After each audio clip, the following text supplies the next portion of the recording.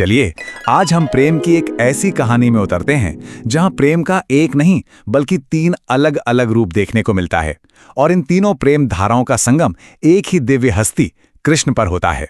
ये प्राचीन कथा ना हमें प्यार के असली मतलब पर, उसके स्वरूप पर दोबारा सोचने को मजबूर कर देती है और हमारे सामने एक बहुत गहरा सवाल खड़ा करती है।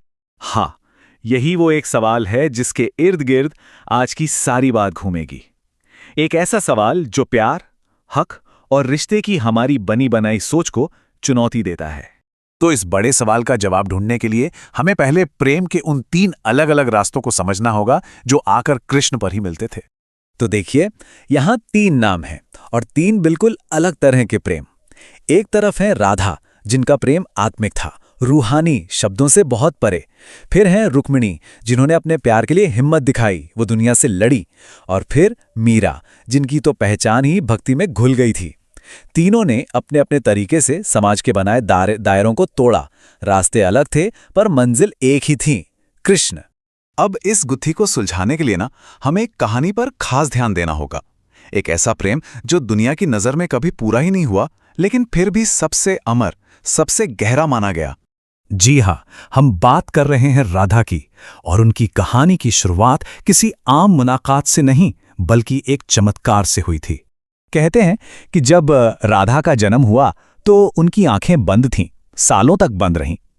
और फिर एक दिन जब नन्हे कृष्ण को उनके सामने लाया गया और उन्होंने राधा के माथे को छुआ, तब जाकर राधा ने पहली बार अपनी आंखें खोलीं।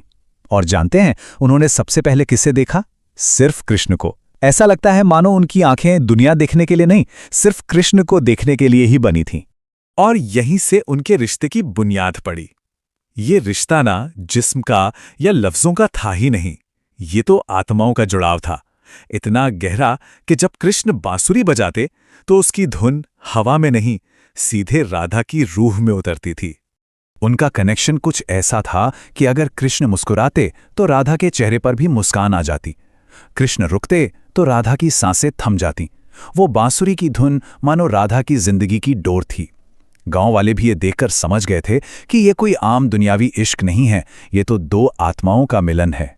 लेकिन जहां ऐसा अलौकिक प्रेम हो, वहां दुनिया के सवाल भी तो होते ही हैं। समाज जो अपने बनाए नियमों में बंधा था, वो इस रिश्ते को समझ ही नहीं पाया और सवाल उठने लगे कि ये रिश्ता आखिर है क्या, ये सही कैसे हो सकता है। और इन सारे सवालों का कृष्ण ने एक बहुत ही गहरा जवाब दिया। उन्होंने कहा, जब मैं ही मैं नहीं रहा तो तुम कैसी रह सकती हो? राधा, तुम मैं ही तो हो। बस इस एक बात ने सारे फासले, समाज के सारे तर्क मिटा दिए। एक ही सत्य सामने रखा कि वो 2 नहीं, एक हैं। पर कहानी का सबसे बड़ा मोड़ तो अभी आना बाकी था। वो पल जिसने इस प्रेम कहानी को हमेशा के लिए परिभाषित कर दिया, कृष्ण के जाने का वक्त। कृष्ण को धरती पर अपना मकसद पूरा करने के लिए मथुरा जाना था। उनका फर्ज उन्हें बुला रहा था, लेकिन इसका मतलब था एक ऐसी जुदाई जो जिस्मानी तौर पर हमेशा के लिए थी।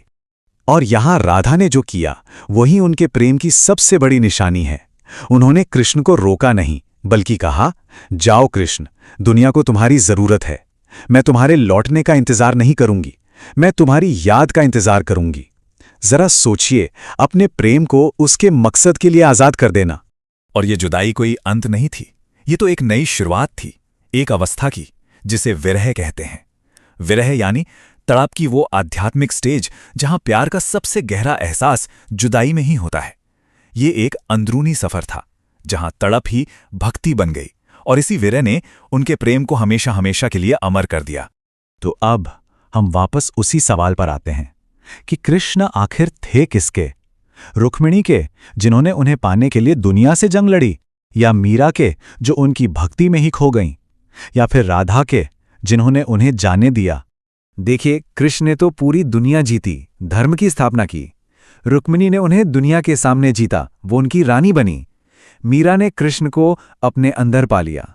लेकिन ये कहानी हमें बताती है कि राधा ने अपने इंतजार और अपने विरह में कुछ ऐसा पाया जो शायद इन सबसे बड़ा था।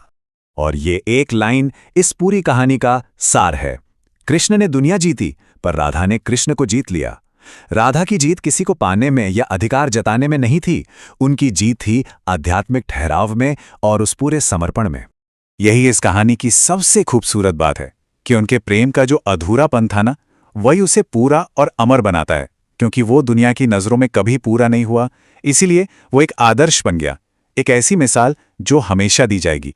तो आखिर में ये कहानी हमें एक गहरे सवाल के साथ छोड़ जाती है कि क्या हो अगर सच्चा प्यार किसी को पाने के बारे में हो ही ना, बल्कि खुद उस प्यार में ढल जाने के बारे में हो।